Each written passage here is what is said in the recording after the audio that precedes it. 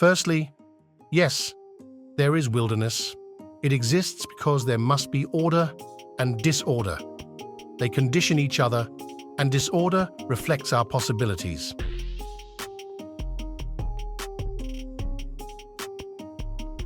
Secondly, the destruction of the wilderness endangers the natural balance.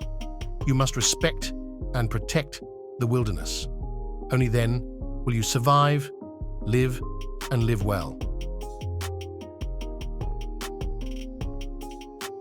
Thirdly, wilderness has healing powers that help both animals and humans physically and mentally. Fourthly, whoever opposes the wilderness will become ill. That is not the purpose of human existence.